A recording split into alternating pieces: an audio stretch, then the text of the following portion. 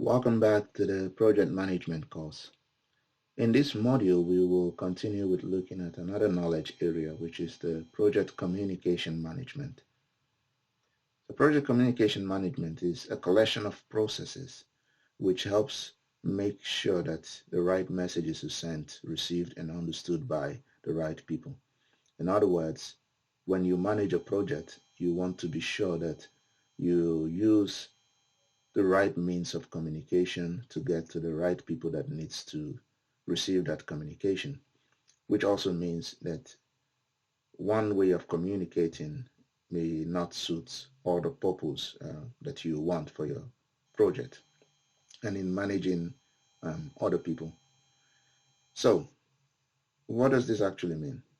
It simply means, for example, I can use email to communicate with people in certain matters, but in some situation I may need to have to make a phone call in order to communicate with different people or the same people but in a different topic. In some situation, it could be that you need to send a report every month or somehow do a weekly meeting or monthly meeting to talk about the progress of your project. These are different ways to look at communication, but it also entails more. So how do you go about doing that? So communication goes from idea to feedback. So you also want to get feedback. So make sure that you plan the communication when you start. How you want to have all communication going and agreed upon, and make sure that those are delivered the way they are, and monitor the responses that you get to see that if there is some changes needed, and you can learn and change that or adapt to something new, and you can continue that process or loop. So in managing project communication, you can ensure that you can, are timely, that they are appropriate. So these are things that you achieve or get, and as well apply. Um, you can also use storage means such that when you have this communication approach and the right communication is done and generated and collected and stored and then distributed to the right people and places, and that information ends up in a place where you want. So basically, you don't just run a project without really thinking about how you want to do the communication, because it's really important. And for that, you can look at the communication environment that you are in, which takes into account what kind of communication strategy you have.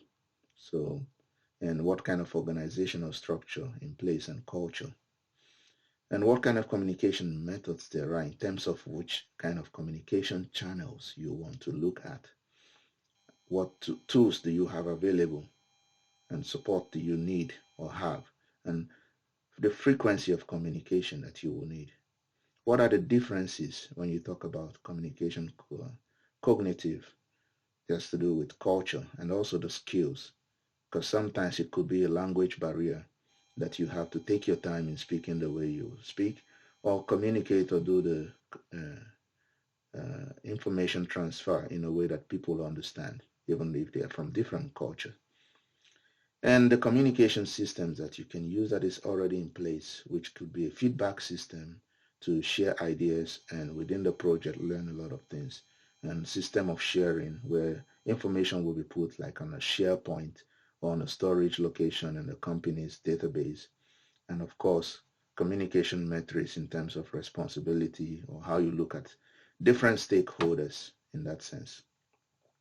So if you look deeper, then you can also look at different communication methods. Most likely, we can consider three of them: interactive, push, and pull.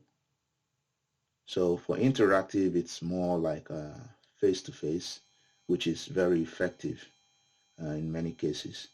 A push is not really a face-to-face, but it's more like, the manager sends information to the recipient but does not expect an immediate feedback. So there are times where you send an email and you expect the feedback but not immediately. But there are times where you really need to get a feedback. Then maybe the interaction face-to-face method is better compared to the push. And for the pull, you send a message in general, or you put something on a SharePoint, and you expect that the recipient or people responsible need to use that for themselves, which definitely means you're not sending it directly to them. You just put it in a location where people can go and find it. But in a push, you send it directly to the people you need to see that and you still can also put it in a database.